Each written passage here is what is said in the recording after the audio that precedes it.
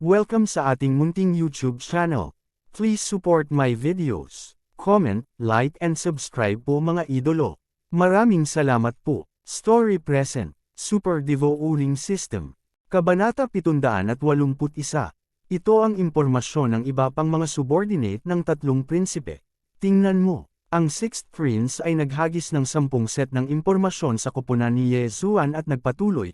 Sa mga koponan sa labanan ng Dragon Lock na ito, ang aming koponan ay malamang na nasa ikatlo. Natatakot ako na ang First Prince at ang Seventh Prince's teams ay may 70% physics silang completion.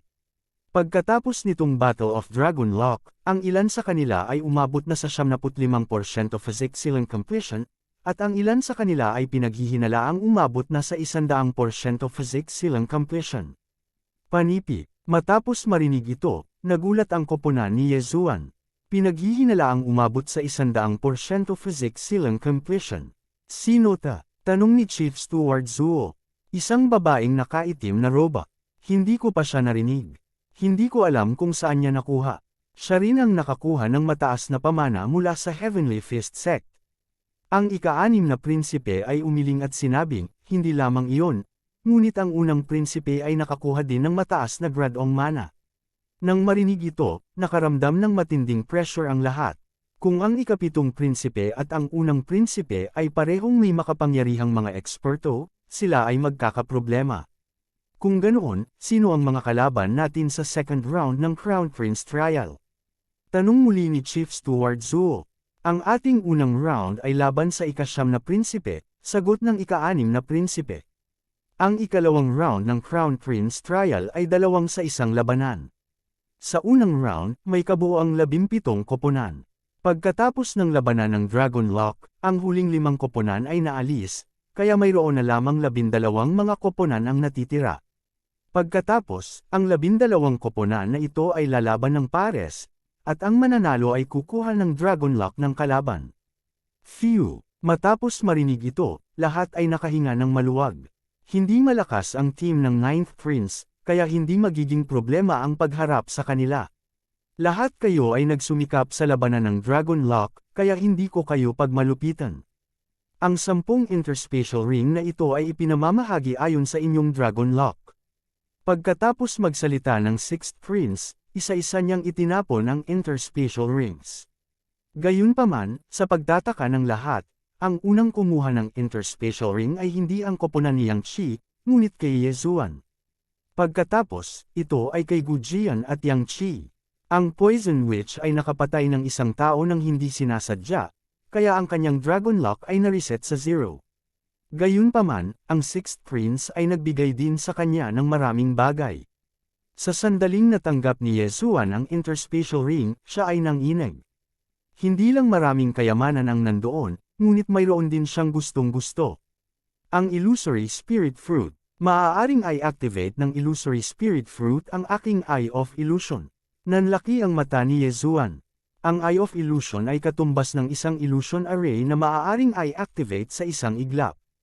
Maaari itong maging sanhi ng pagkahulog ng kalaban sa isang ilusyon na hanay. Ding! Na-activate na ng host ang Eye of Illusion. Tumunog ang system notification. Sa kasalukuyan, na-activate na ni Yezuan ang 2 Heavenly Eyes, ang Eye of Insight at ang Eye of Illusion. Bagamat hindi tumaas ang kanyang cultivation level, tumaas ang kanyang lakas. Bukod dito, hanggat gusto niya, maaari siyang makalusot anumang oras. Sige, ang ikalawang round ng Crown Prince Trial ay gaganapin sa loob ng 3 araw. Magpahinga ka na. Nang matapos magsalita ang Sixth Prince, umalis na siya.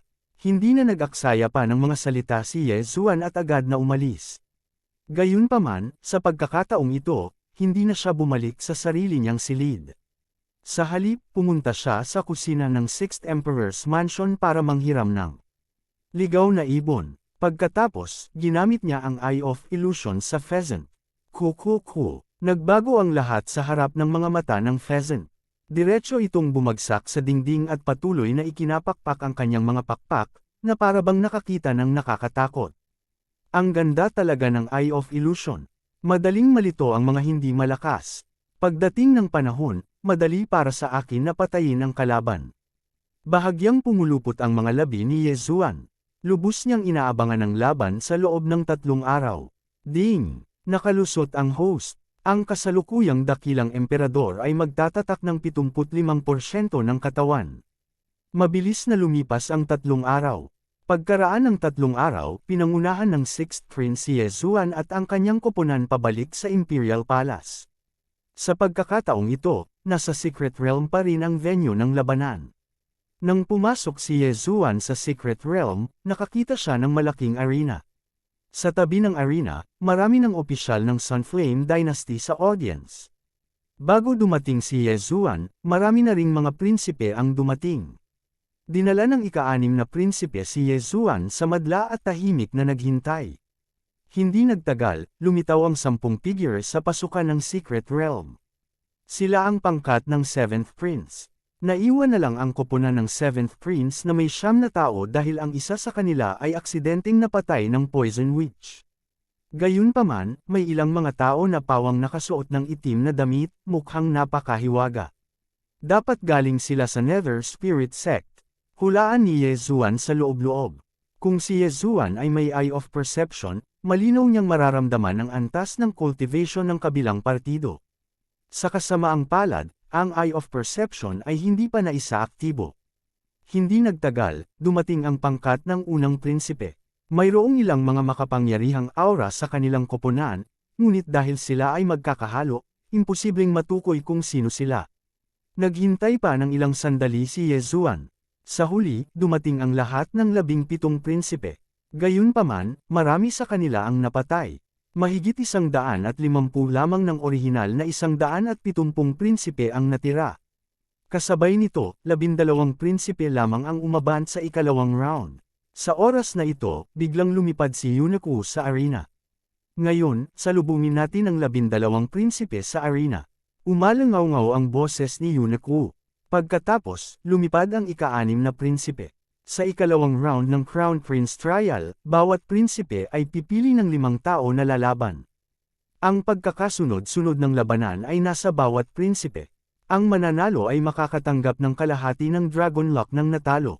May rangkang na batong tableta sa tabi ng arena. Ang ranggo sa tablet ay maa-update sa real time. Dahil hindi alam ng ika-6 na prinsipe ang utos ng labanan, pinabunutan niya ang 10 prinsipe ni Yezuan bago siya dumating. Nakuha ni Yezuan ang numero 6, kaya ito ang ika-6 na round.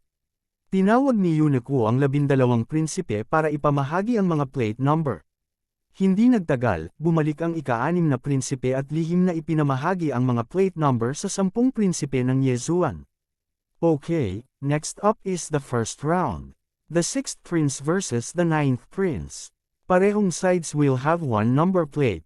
Sigaw ni Yunaku. Sa sandaling tinawag ni Yunaku ang plate number, hindi na mababago ang pagkakasunod-sunod ng labanan. Ang plate number ng 6th Prince ay ang Poison Matriarch. Dahil hindi sinasadyang nakapatay siya ng tao, wala siyang Dragon Lock. Ang kanyang kalaban ay isang martial artist sa 70% ng Physics Seal Realm. Isang martial artist sa 85% ng Physics Seal Realm laban sa isang martial artist sa 70% ng Physics Seal Realm. Nagkaroon ng pagkakaiba sa 3 antas, kaya walang suspense sa round na ito. Ang Poison Matriarch ay walang Dragon Lock, ngunit mayroon ang kanyang kalaban.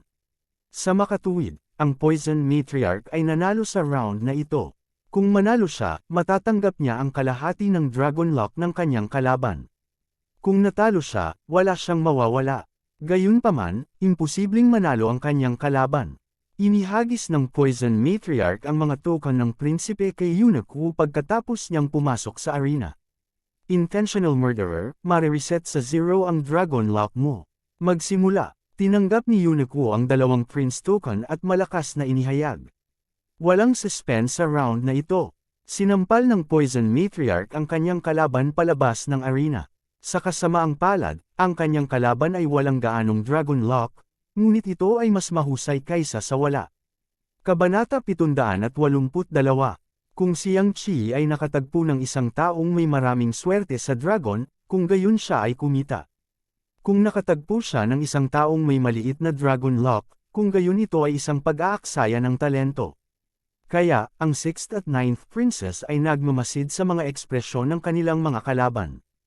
Ang ika-9 na prinsipe ay hindi kailanman nilayon na makipagkumpetensya para sa posisyon ng Crown Prince. Ang gusto lang niya ay Dragon Lock. Nilinang nila ang isang espesyal na pamamaraan mula sa murang edad na nagpapahintulot sa kanila na mag-imbak ng swerte ng dragon sa kanilang mga katawan at gamitin ito kung kinakailangan. Ang pinakamahalaga, ang swerte ng dragon ay maaaring gamitin upang mapaglabanan ang Paragon Tribulation. Sa ikalawang labanan, ang 6th Prince ay nagpadala ng isang eksperto na may 75% body seal. Ang kanyang kalaban ay nasa 70% body seal lamang. Higit pa rito, pinigilan niya ang kanyang kalaban sa mga tuntunin ng antas ng paglilinang at nanalo muli. Ang ika-9 na prinsipe ay nireranggo sa ibaba ng nangungunang 10 ng 17 prinsipe. Napakahirap na para sa kanya na magtipon ng 10 tao na may 70% body seal. Ngayong natalo na siya ng 2 magkasunod na laban, bumagsak ang kanyang moral. Sa ikatlong laban, nanalo ang 6th Prince. Sa ika-4 na laban, nanalo ang 6th Prince. Sa ika-5 laban, nanalo ang 6th Prince. Ang mga eksperto sa panig ng 9th Prince ay kinuha ang kalahati ng kanilang swerte sa dragon. Ito ay napaka-tragic. Sa ika-6 na labanan, si Yezuan iyon. Nang sumali si Yezuan, nasa 60% body seal lang siya. Ngayon, siya ay nasa 75% body seal. Hindi naman masama. Ang kanyang kalaban ay nasa 70% body seal lamang. Oh, itong batang ito. Binigyan siya ng 6th Prince ng Dragon Patterned Golden Armor. Naalala ko, akala ko ibibigay ng 6th Highness ang Dragon Patterned Golden Armor kay Yang Qi. Huwag mong maliitin ang lakas ng batang ito. Tinalo niya ang isang eksperto na may 85% body seal sa Poison King's Legacy. Parang immune na siya sa mga lason. Magaling siyang panla. Who knows, baka maging Paragon siya in the future. Gamit ang Dragon Patterned Golden Armor, baka kaya niya. Nag-usap ang mga ministro sa mahinang boses. Sa oras na ito, si Yezuan ang sentro ng atensyon. Dahan-dahan siyang lumapag sa arena at tumingin sa kalaban. Bihira para kay Yezuan na magkaroon ng mas mataas na antas ng cultivation kaysa sa kanyang kalaban. Aaminin ko talo, direktang sinabi ng martial artist na may 70% body seal. Hindi pa rin niya matalo si Yezuan, kaya maaari rin niyang aminin ng maaga ang kanyang pagkatalo. Nang marinig ito, agad na ipinadala ni Yuneko ang kalahati ng kanyang dragon power sa Prince Medallion ni Yezuan. Sa ika-6 na laban, nanalo ang ika-9 na prinsipe. Nanlamig ang puso ng ika-9 na prinsipe dahil sa sumunod na 4 na laban, natalo lahat ang kanyang mga tao. Kung ang swerte ng dragon ng lahat ng kanyang nasasakupan ay nabawasan ng kalahati, kung gayon ang kabuuang swerte ng dragon ng kanyang prince seal ay mababawasan din ng kalahati. Ang 10 sunod na panalo ay isang napakagandang simula, at pinalakas din ito ang moral ng 10 manlalaro ni Yezuan. Sumunod, ito ay ang ikatlong prinsipe laban sa ika-11 prinsipe. Ang magkabilang panig ay nanalo ng 5 laban, ngunit ang ikatlong prinsipe ay nakakuha pa rin ng ilang Dragon Fate. Pagkatapos, ito ang ika-4 na prinsipe laban sa ika-8 prinsipe. Ang koponan ng 4th Prince ay nawala ng isang tao sa labanan ng Draconic Lock, kaya 9 na tao na lang ang natitira sa kanila. Gayunpaman, ang 8th Prince ay hindi katugma sa kanya, at siya ay natalo ng 9 na sunod-sunod na beses. Ngayon, 6 na prinsipe na ang nag-aaway, kaya 6 na lang ang natitira. Sa normal na kalagayan, magkakaroon ng kalamangan ang nakatatandang prinsipe, kaya tinalo ng unang prinsipe ang ika-5 prinsipe na may iskor na 9 na panalo at isang pagkatalo. Ang ika-2 prinsipe at ang ika-7 prinsipe ay parehong nanalo ng 10 magkasunod na laban. Kaya lang, tapos na ang unang round. Ito ay ang Crown Prince, ang 2nd Prince, ang 3rd Prince, ang 4th Prince, ang 6th Prince, at ang 7th Prince. Ang ika-5 prinsipe lamang ang hindi pinalad na makilala ang unang prinsipe.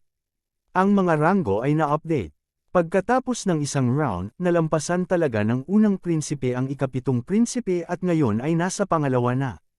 Ang ika-6 na prinsipe at ang ika-4 na prinsipe ay nasa ika-3 at pang-4 ayon sa pagkakasunod-sunod. Hindi rin nasiyahan ng mga opisyal. Bagaman ang ilan sa mga labanan ay nawala, Ang ilan sa mga taong may katulad na lakas ay lumaban pa rin ng mahusay. Ngayon, oras na para magpasya sa pagkakasunod-sunod ng ikalawang round. Pipiliin ni Yuneko ang pagkakasunod-sunod ng mga laban. Sa ikalawang round, lalabanan ng unang prinsipe ang ika-4 na prinsipe, lalabanan ng pangalawang prinsipe ang ika-6 na prinsipe, at lalabanan ng ikatlong prinsipe ang ika-7 prinsipe.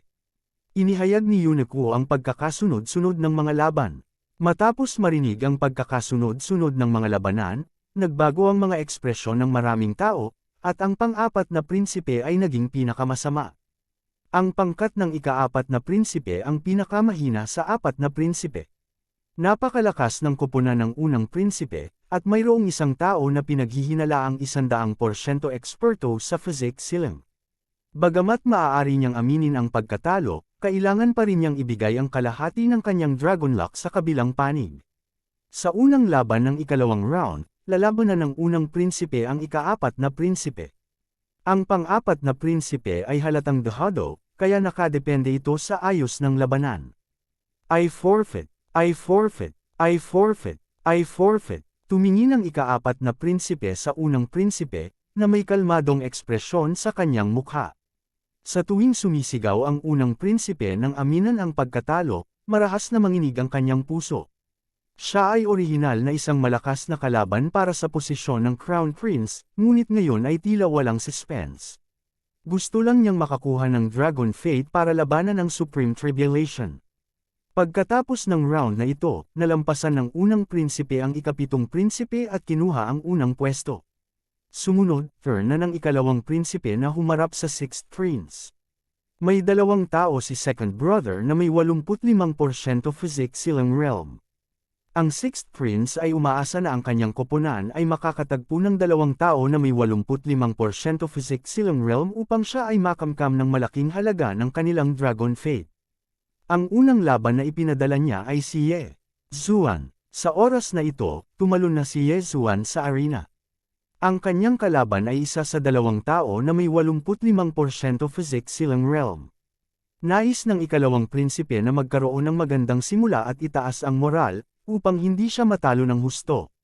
Damn it, I can't believe na nakilala ko siya. Malungkot ang mukha ng lalaking nasa katanghaliang gulang na nakasuot ng kulay abo dahil narinig niyang nakakuha si Ye Zuan ng isang set ng dragon patterned golden armor. Dahil nag-practice siya ng swordsmanship, magiging lubhang mahirap para sa kanya na basagin ang depensa ng dragon patterned golden armor nang hindi ginagamit ang kanyang Dragon Fate. Ang Prince Token ay ibinigay kay Yuneko. Kung gusto niyang manalo, kailangan niyang paalisin si Ye Zuan sa arena. Kung matalo siya, kailangan niyang ibigay kay Ye Zuan ang kalahati ng kanyang Dragon Fate. Hindi mawawala, napaisip si Ye Zuan nang makita niya ang ekspresyon ng kanyang kalaban. Magsimula tayo, sabi ni Yuneko. Sa sandaling matapos siyang magsalita, unang inatake ng lalaking nasa katanghaliang gulang na nakasuot ng kulay abo si Ye Zuan. Kasabay nito, mahigpit na hinawakan ni Ye Zuan ang kanyang spiritual rhino sword. 4 Directions Annihilation. Isang hiwa ang tumagos sa hangin at bumangga sa atake ng kanyang kalaban. Boom! Isang shockwave ang hamampas sa arena. Napuno ng usok at alikabok ang arena at agad na bumalot sa kanilang dalawa. Gayunpaman, si Ye Zuan, na mayroong Eye of Revelation, ay maaaring tumpak na mahanap ang posisyon ng kanyang kalaban. 4 Directions Annihilation. Mata ng ilusyon. Sa pagkakataong ito, direktang gumamit ng trump card si Ye Zuan. Nang malaman ng lalaking nasa katanghaliang gulang na nakasuot ng kulay abo na ang kanyang kalaban ay si Ye Zuan, talagang kinabahan siya. Ang kanyang paghahangad ay hindi sapat na malakas, kaya agad na nakita ni Ye Zuan ang isang depekto sa kanyang estado ng pag-iisip. Sa susunod na sandali, nakita niya ang isang malaking figure na tumataas mula sa usok at alikabok. Ano? Nagulat ang lalaking nasa katanghaliang gulang na nakasuot ng kulay abo. Malinaw na tao si Ye Zuan. Paano siya naging higanteng dragon? Hindi niya maiwasang itaas ang ulo at tingnan ang napakalaking ulo na lumabas sa usok at alikabok. Marahas na nanginag ang kanyang puso. Kabanata 783. Gayunpaman, sa pagkabigla ng lalaking nasa katanghaliang gulang na nakasuot ng kulay abo, isang laslas ang napunit sa hangin at direktang tumama sa kanyang dibdib. Bitik! Sa gitna ng isang malinaw na tunog, ang kulay abong nakadamit na nasa katanghaliang gulang na lalaki ay sumabog na lumipad, at siya ay nahulog sa labas ng arena. Nagkaroon ng anti-flight array sa arena. Dahil sa kanyang kawalan ng pag-iisip, ang nasa katanghaliang gulang na lalaki ay pinalipad ng magkasanib na pag-atake ni Yezuan at sa huli ay natalo. Nang makita ito, itinaas ni Yunekuo ang kanyang kilay. Pakiramdam niya ay may mali sa medyo may edad na lalaki, ngunit hindi siya nagtanong. Sa halip, inihayag niya, ang Sixth Prince ay nanalo. Direkta niyang ipinadala ang kalahati ng chi ng nasa katanghaliang gulang na lalaki kay Yezuan, pagkatapos ay ibinalik ang token ng prinsipe kay Yezuan. Anong nangyayari? Bakit hindi siya hamarang o umiwas? Ito ay kakaiba. Kahit na ang kanyang mga mata ay naharang ng usok, dapat niyang harangan ito ng kanyang pangunawa. Kakaiba ang brat na yun. Hindi ko alam kung anong paraan ang ginamit niya para ma-absent-minded sandali ang kalaban. Nagsimulang mag-usap ang mga ministro sa kanilang sarili. Hindi lang sila, walang sino mang naruroon ang makakaintindi sa nangyayari. Path. Ang nasa katanghaliang gulang na lalaking naka-gray na pinadalang lumipad palabas ng arena ay bumalik na sa normal. Tumingin siya kay Yezuan sa arena at gulat na nagtanong, isang illusion array. Kailan mo na-set up ang illusion array? Secret lang. Ngumiti si Yezuan at naglakad pababa ng arena. Ang Eye of Illusion ang kanyang trump card. Gayunpaman, ito ay isang trump card na maaari niyang ipakita sa iba. Kung tutuusin, basta itinugma niya ito sa Eye of Revelation, magagamit niya ito ng tahimik kapag nakita niya ang mga mata ng kanyang kalaban.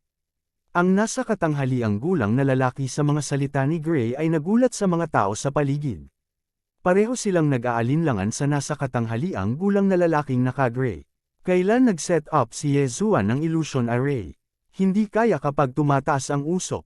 Haha, mabuti. Hindi man ito nakita ng ika-6 na prinsipe ay hindi niya ito pinansin at pumalakpak. Ngayon, sapat na ang lakas ni Yezuan para takutin ang iba. Siya ay may lakas na pumatay ng isang 85% eksperto sa physics silang. Nangangahulugan ito na kaya niyang labanan ang isang 85% na physics silang expert. Inisip ng ika-6 na prinsipe na hindi siya nagkamali ng paghusga. Iniisip niya na kung aalagaan si Yezuan, tiyak na siya ay magiging isang walang talo na half-step supreme being. Napakataas ng kanyang pagkakataon na maging supreme being sa hinaharap. Next round. Hindi nag-aksaya ng oras si Yunekuo at agad na sumigaw. Si Yezuan ang unang laban, at si Yang Qi ang susunod. Si Yang Qi ay isang 70% eksperto sa body silang, at mayroon din siyang kakayahan na hamanin ang mga taong higit sa kanyang antas. Sa makatuwid, direktang inamin ng kanyang kalaban ang pagkatalo, at kinuha ni Yang Qi ang kalahati ng swerte ng dragon ng kanyang kalaban.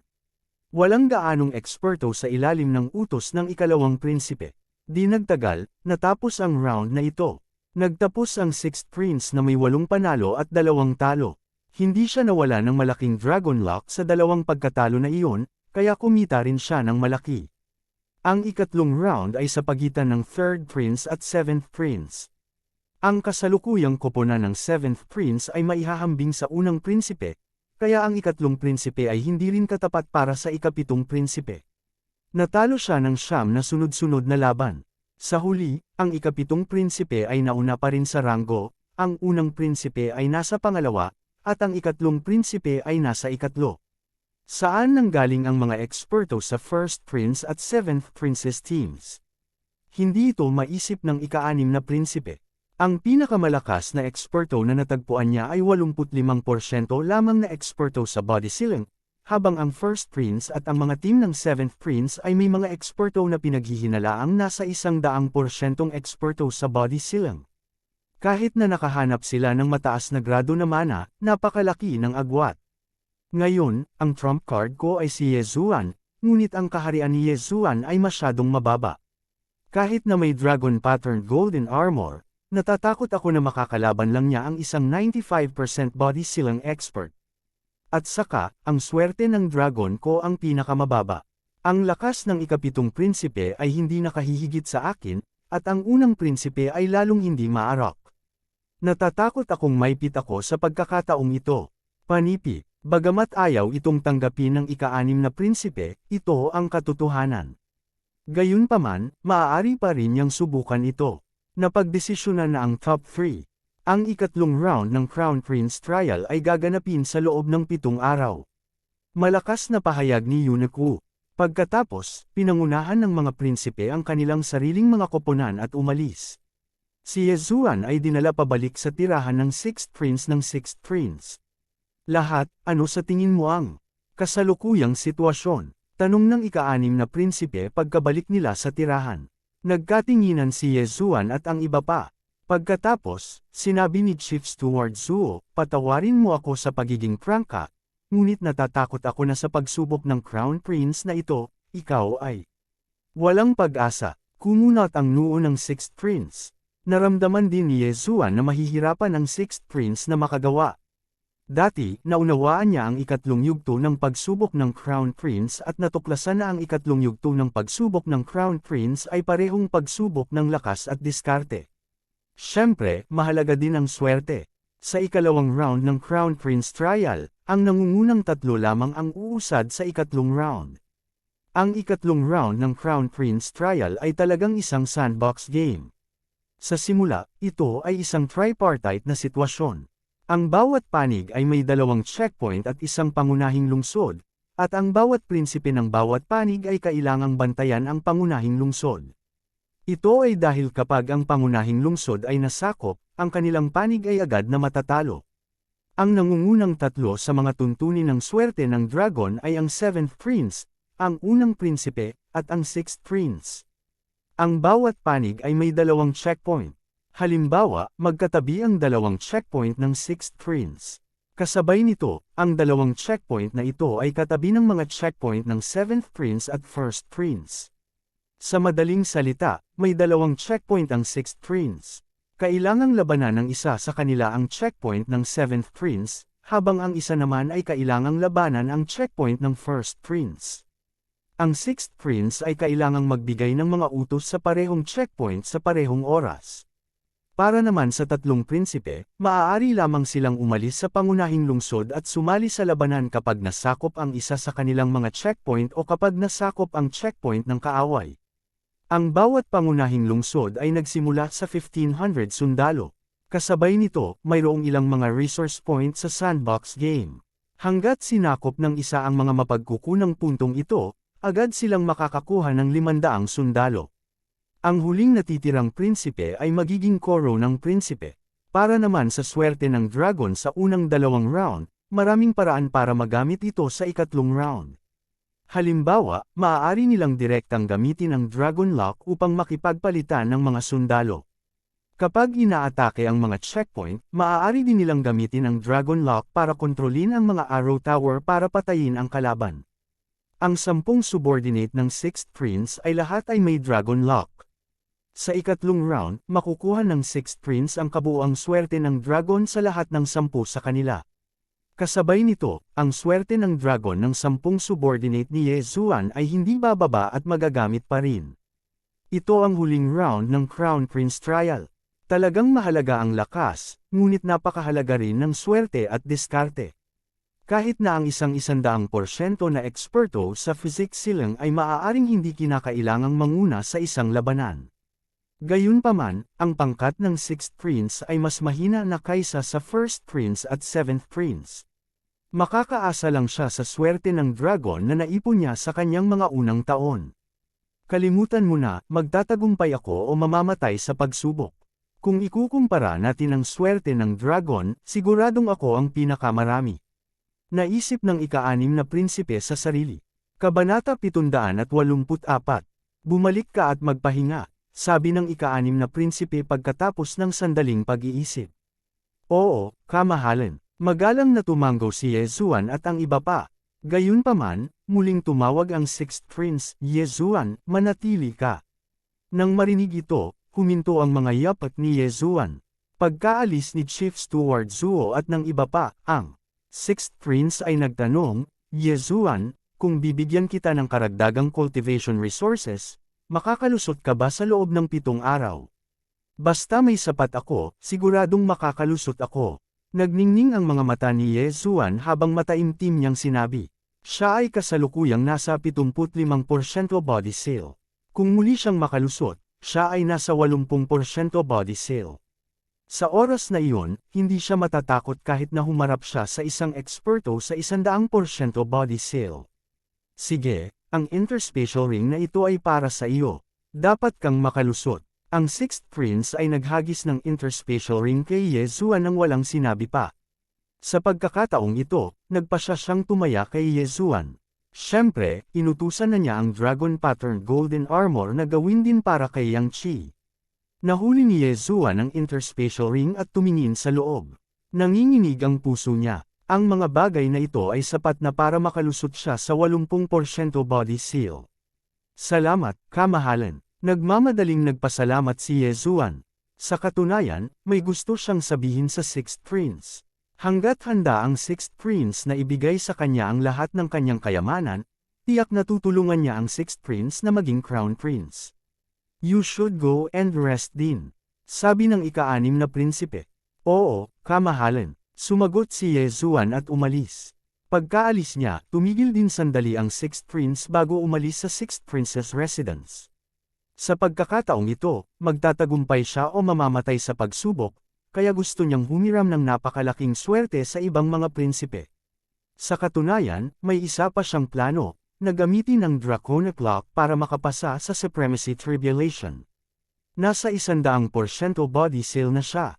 Sa Dragon Patterned Golden Armor at Draconic Lock, hindi mababa ang tsansa niyang makapasa sa Tribulation. Gayunpaman, kung siya ay nabigo upang malagpasan ang kapigatian, kung gayon siya ay tatamaan at ang kanyang kaluluwa ay mangangalat. Sa kanyang talento, tiyak na makakalusot siya sa Supremacy Realm sa hinaharap, kaya hindi siya nang ahas na makipagsapalaran. Siyempre, kung magtagumpay siya at maging Supremacy, tiyak na magiging kanya ang posisyon ng Crown Prince. Matapos magantimpalaan ng Sixth Prince, si Ye Zuan ay nagmamadaling bumalik sa kanyang silid. Ding! Nakalusot ang host. Ang kasalukuyang selyo ng kalooban ng dakilang emperador ay nasa 80%. Sa sandaling isinara niya ang pinto, biglang tumaas ang aura ni Ye Zuan. Nakalusot siya. Ang reward mula sa Sixth Prince ay sapat na para maabot ng isang tao ang 70% ng body silang realm.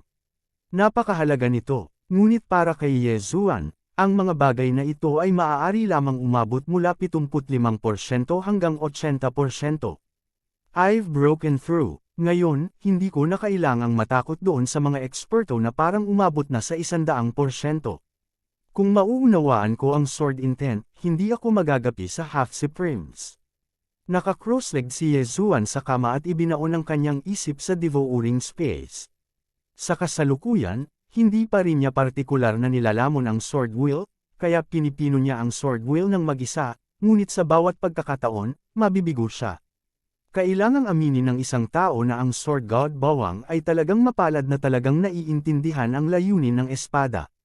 7 araw siyang nanatili sa kanyang silid, ngunit hindi pa rin niya mapino ang sword wheel. Siya ay sumuko. Nang matapos ang 7 araw, dali-dali siyang umalis sa tirahan at pumunta sa larangan ng pagsasanay. Naroon na ang Sixth Prince at ang iba pa. Nang makita ng ika-6 na prinsipe si Ye Zuan, nagliwanag ang kanyang mga mata. Good. Hindi mo ako binaygo. Ngumiti si Ye Zuan at lumapit. Ngayon ang huling bahagi ng pagliliti sa pamamagitan ng apoy ng Crown Prince. Ang 3 prinsipe ay itinaya ang lahat sa isang paghagis na. Ito, desidido silang manalo sa posisyon ng Crown Prince. Sa loob ng 7 araw, parehong nakagawa ng mga tagumpay sina Yang Qi at Poison Witch. Nakapasok si Yang Qi sa 75% ng body silang realm. Kasabay nito, ginantimpalaan siya ng Sixth Prince ng isang set ng golden armor na may pattern ng dragon. Nakuha ng Poison Witch ang legacy ng Poison King, at sa tulong ng Sixth Prince, maayos siyang nakapasok sa 70% ng body silang realm. Ang iba naman, nag-improve din sila ng lakas. Fair na, pinangunahan ng ika-6 na prinsipe ang 10 tao sa palasyo. Nagtipo na ang mga ministro, at dumating na rin ang iba pang mga prinsipe. Sok sok sok. First Prince, Sixth Prince, Seventh Prince. Sino ang magiging Crown Prince? Sa tingin ko mananalo ang misteryosong unang prinsipe. Sa tingin ko mananalo ang Seventh Prince. Ang mga ministro ay nag-uusap pa rin ng pribado. Tiningnan ni Yezuan ang daan-daang mga ministro at mga eksperto sa imperial ng Sunflame Sacred Dynasty at hindi niya maiwasang makaramdam ng kaba.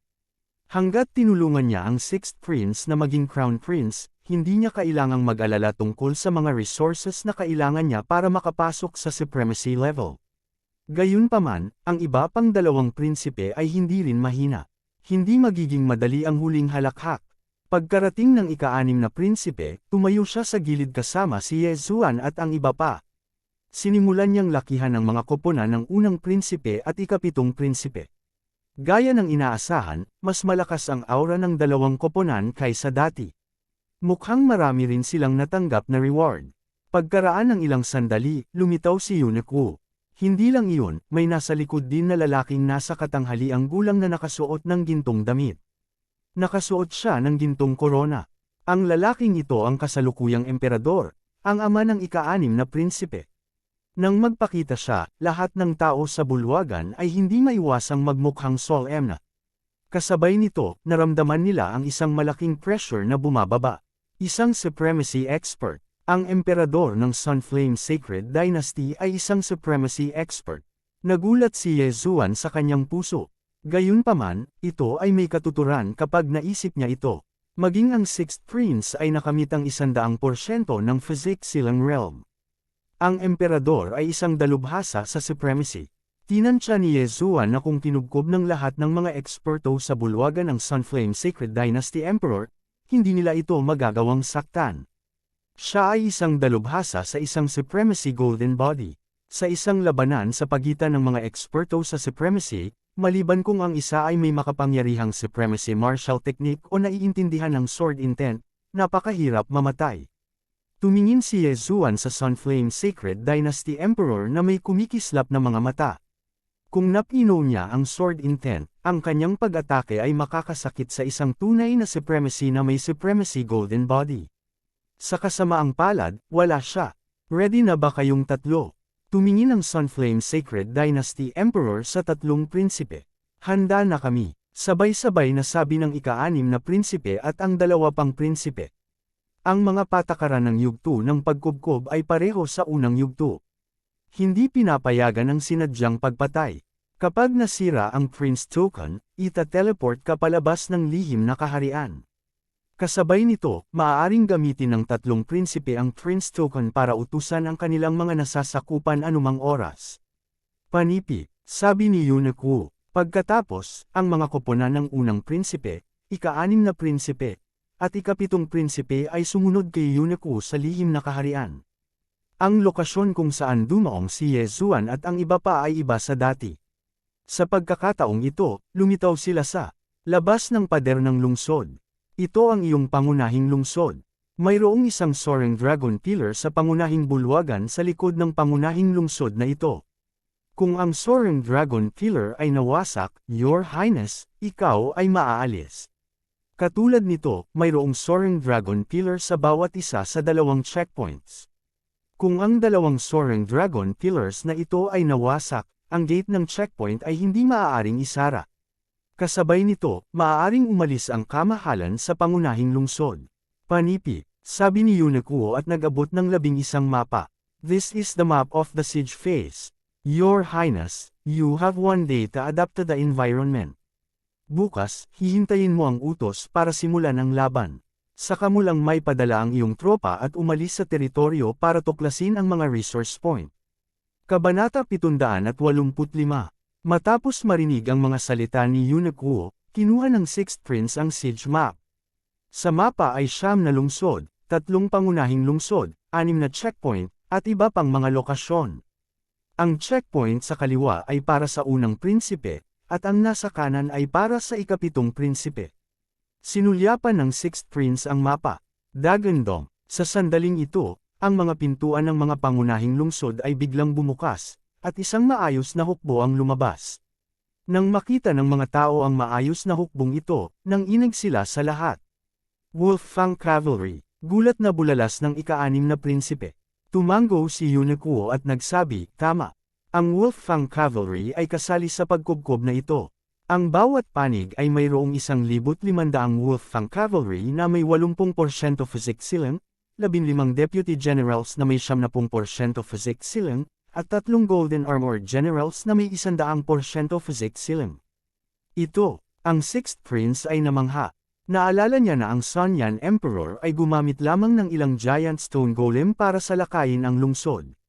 Tumingin din si Ye Zuan ng may pagtataka. Ang Sunflame Emperor Dynasty ay talagang makapangyarihan. Ang mga puppet na ito ay maaaring kontrolin ng Princess Seal at Princess Token. Your Highness, please distribute them as you want. Ito ang mga rules. Good luck, Your Highness. Pagkatapos magsalita ni Eunuch Wu, diretso siyang pumasok sa pasukan ng Secret Realm. Sa susunod na sandali, ang pasukan ng lihim na kaharian ay nawala ng walang bakas. Sa lihim na kaharian, ang mga pandaman ng isang tao ay lubhang nabawasan. Kasabay nito, ang isa ay hindi maaaring lumipad o lumiliit sa lupa, kaya ito ang tahanan ni Ye Zuan. Sige, mamarkahan ko ang ilang mga lokasyon dito. Tingnan mo ang mga ito. Hindi nagpahuli ang 6th Prince. Minarkahan niya ang mahigit 100 lokasyon sa mapa dahil magagamit niya ang Princess Seal para kontrolin si Ye Zuan at ang iba pa. Pagdating ng panahon, kailangan niyang mag-utos. Matapos markahan ni Ye Zuan at ng iba pa ang kanilang mga lokasyon, sinabi ng 6th Prince, Poison Matriarch, pangunahan ng grupo ni Cao Bao at 500 Wolfang Cavalry sa checkpoint sa kaliwa. Mag-set up ng poison array sa gate ng lungsod. Oo, tumango si Poison Matriarch. Agad niyang ginamit ang Princess Token para kontrolin ang isang Golden Armored General, 5 Deputy Generals, at 500 Wolfang Cavalry para umalis. Si Cao Bao ay nasa 85% physique silang lamang, at ang tatlo pa ay hindi malakas, kaya sila ay itinalaga ng magkasama. Kung kinakailangan, kailangan nilang gamitin ang kanilang Draconic Lock para kontrolin ang defense tower at counterattack. Sa kabutihang palad, pagkatapos makuha ng Poison Witch ang mana ng Poison King, ang kanyang impluensya ay hindi mas mababa kaysa kay Chief Zuo at sa iba pa na 70% ng kanilang mga katawan ay selyado. Yang Qi, Ye Zuan, pangungunahan ninyong dalawa ang natitirang mga tao at isang squad sa tamang checkpoint. Maghintay ng karagdagang tagubilin, utos ng 6th Prince. Nang marinig ito ni Ye Zuan, agad siyang nagtanong, Kamahalan, papanig ka ba sa 7th Prince? Ang unang prinsipe ay mahiwaga, at ang kanyang impluensya ay hindi mas mahina kaysa sa ikapitong prinsipe.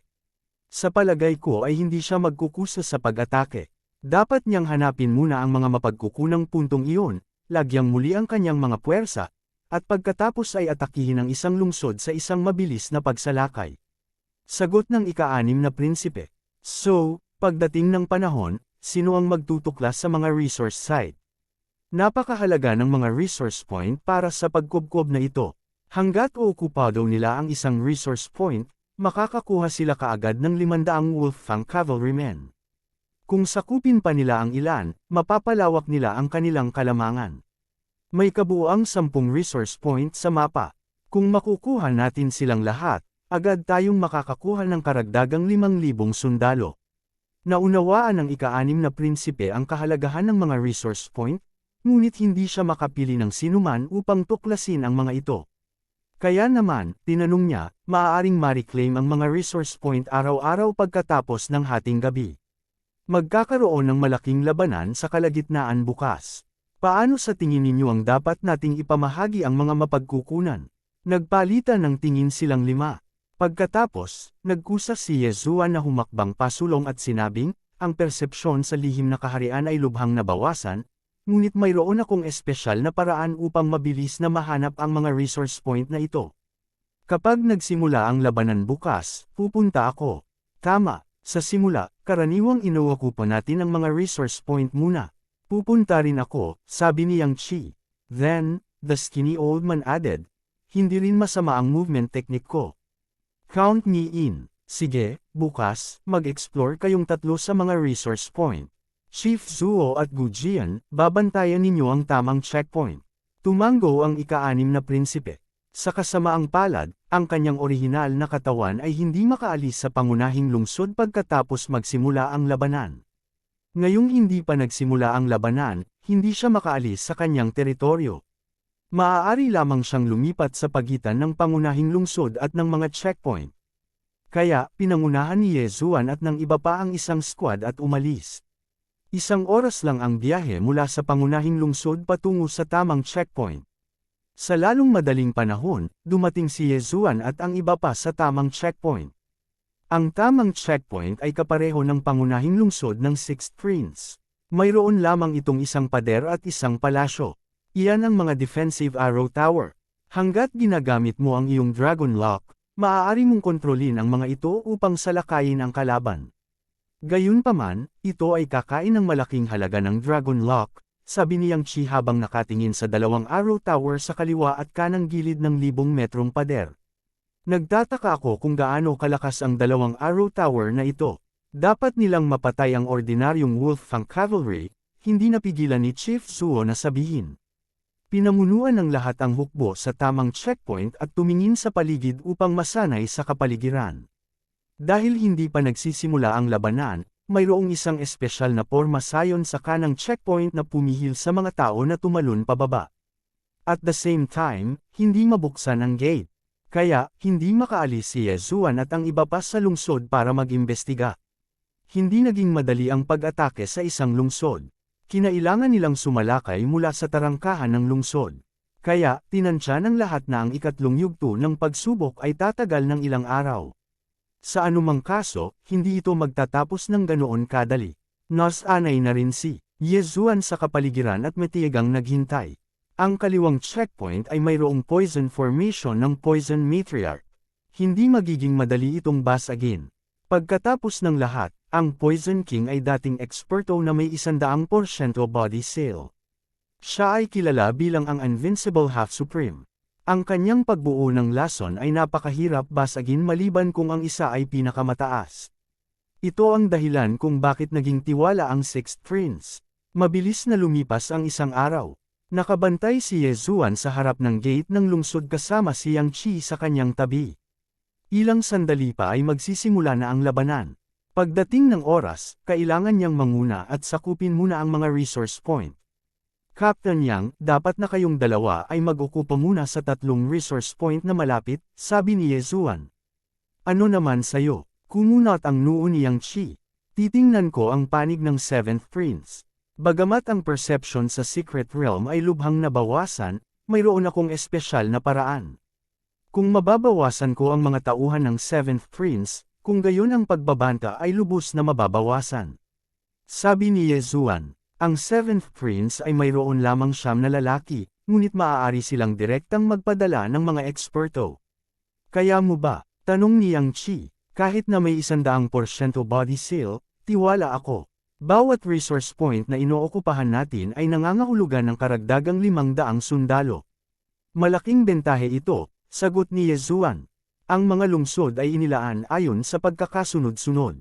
Mayroong kabuuang 10 resource point sa gitnang teritoryong ito. Ang bawat panig ay may 3, ngunit ang ikapitong prinsipe ang may una, kaya mayroon siyang 4. Ang target ni Yezuan ay ang ika-4 na resource point. Mag-ingat ka, paalala ni Yang Chi sa kanya. Kabanata 786. Oo, bagamat gusto nating agawin ang mga resource point pagkatapos ng labanan, kailangan nating mag-ingat sa pag-iipon ng kaaway ng kanilang mga puwersa upang makapasok sa checkpoint, paalala ni Yezuan. Mataimtim na sinabi ni Yang Chi, huwag kang mag-alala. Nag-aalala ang ika-6 na prinsipe, kaya ginamit niya ang kanyang swerte sa dragon para makipagpalitan ng 2 pang Clayton. Papunta na sila, 2 Clayton. Nagtaas ng kilay si Yezuan. Ang isang Clayton ay binubuo ng 500 Wolfang Cavalry, 5 Deputy Generals, at isang Golden Armored General. Ang Golden Armored General ay may dragon-patterned golden armor, at ang kanyang lakas ay umabot sa 100% ng Physic Seal Realm. Bawat checkpoint ay binabantayan ng 2 Clayton, kaya hindi sila direktang matatalo. Ngayon, ang 6th Prince ay mayroong 2,500 Wolfang Cavalry, ngunit hindi niya alam kung ilang Wolfang Cavalry ang ipinagpalit ng Crown Prince at 7th Prince sa kanilang Dragon Lock. Yezuan, Yang Chi, magsisimula na ang labanan. Humanda ka. Sa sandaling ito, ang boses ng ika-6 na prinsipe ay nagmula sa Prince Token ni Yezuan. Oo, sumagot si Yezuan at ang 2 pa. Maaari nilang gamitin ang Prince Token para makuha ang resources mula sa 6th Prince. Kasabay nito, ang Prince Token ay napakahalaga sa checkpoint na ito, dahil maaari din itong agawin ng Dragon Lock ng iba. Kapag nasira ang Prince Token, ang tao ay direktang ilalabas sa lihim na kaharian. Sa mas kaunting mga tao, magiging mas kaunti ang mga taong kumokontrol sa mga Arrow Tower, na magpapahina sa lakas ng kalaban. Kaya naman, iniutos ng ika-6 na prinsipe na maliban kay Poison Witch, walang sino man ang pinayagang umalis sa kaliwang bahagi ng lungsod.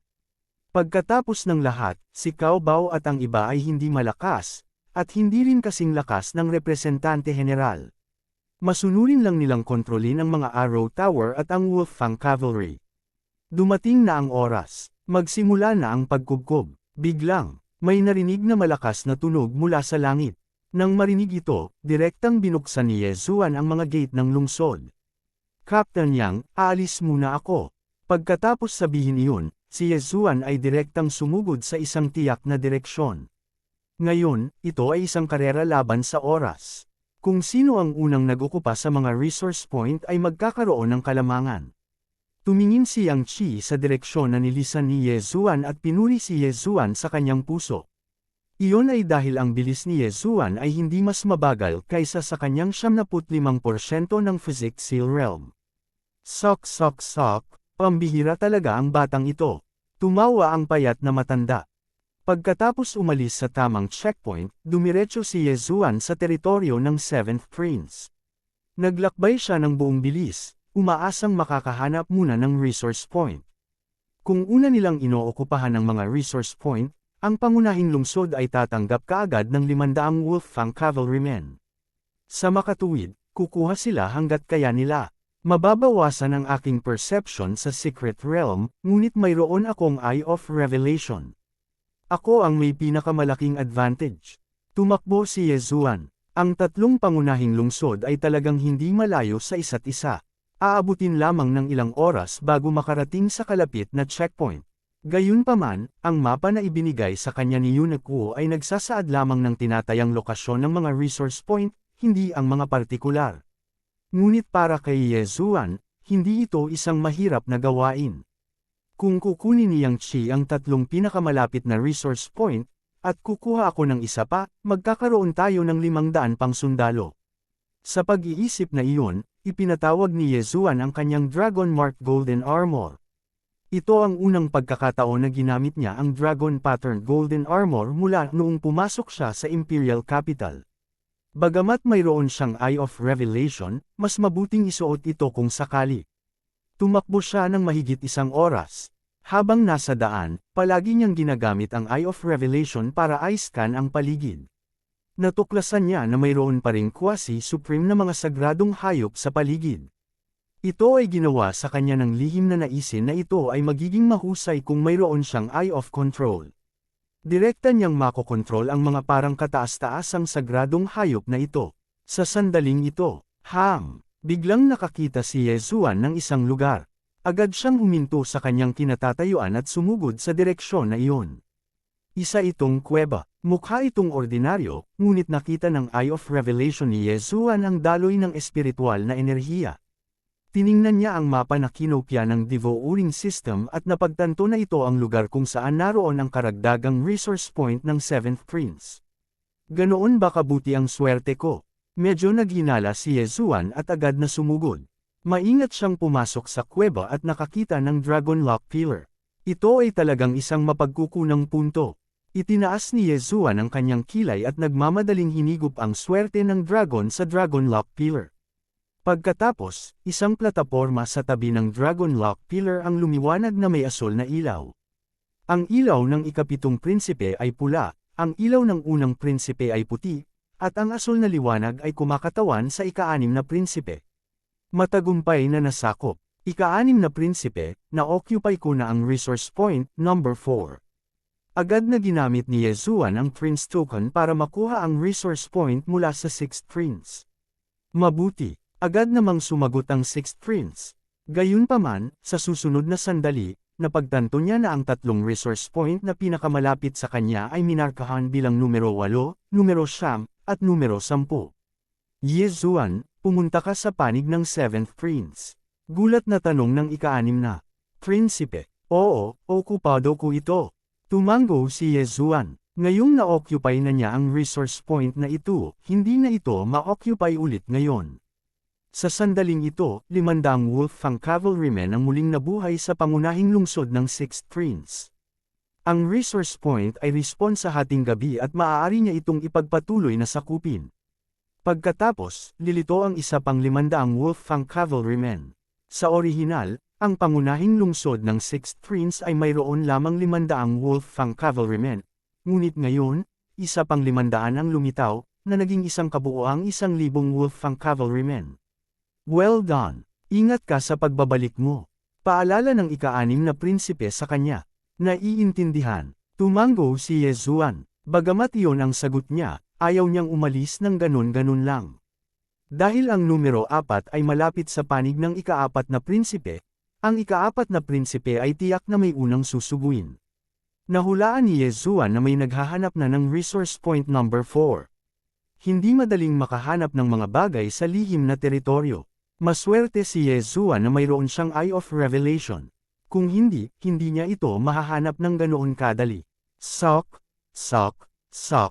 Hayaan mong gamitin ko ang Myriad Poisons God-killing formation ng Poison King. Ngumisi si Yezuan. Bagamat na ibigay na niya ang legacy ng Poison King sa Poison Witch, kinopya na niya ito sa devouring system, kaya alam niya rin kung paano ito gamitin. Makalipas ang ilang segundo, napuno ng panganib ang kuweba. Kung hindi siya mag-iingat, kahit 70% eksperto sa body seal ay mamamatay. Pagkatapos umalis sa kuweba, nagtago si Yezuan sa paligid ng kuweba. Sa halip na pumunta sa susunod na resource point, maaari pa niyang hintayin na mawala muna ang 7th Prince ng ilang tao. Ang ika-7 prinsipe ay mayroon ng mas kaunting tao. Kung nawalan siya ng ibang tao, 8 tao na lang ang natitira. Sa kakaunting tao, kahit na marami silang hukbo, hindi nila ito makokontrol. Naglupasay si Yezuan sa lupa. Makalipas ang 10 minuto, isang figure ang pumasok sa kanyang linya ng paningin. Nandito siya. Hinawakan ni Yezuan ang Wolfang Sword, ang kanyang mga mata ay kumikinang. Ang figure na ito ay napakabilis. Siya ay hindi bababa sa 70% eksperto sa body seal. Nagmamadali siyang pumasok sa kuweba. Sa sandaling iyon, direktang nagtago si Yezuan. Ano? Isang sigaw ng sorpresa ang nagmula sa kailaliman ng yungib. Hindi alam kung natuklasan ng kabilang partido na okupado ang resource point o natuklasan nila ang pagbuo ng lason. Patayin. Matapos marinig ito, si Yezuan ay pumasok ng walang pag-aalinlangan. Siya ang nag-set up ng poison formation. Ang pakikipaglaban dito ay madaragdagan ang kanyang lakas sa pagbabalat kayo. Hindi maganda. Nang marinig ng mga tao sa loob ang kaguluhan ay agad silang sumigaw sa mahinang boses.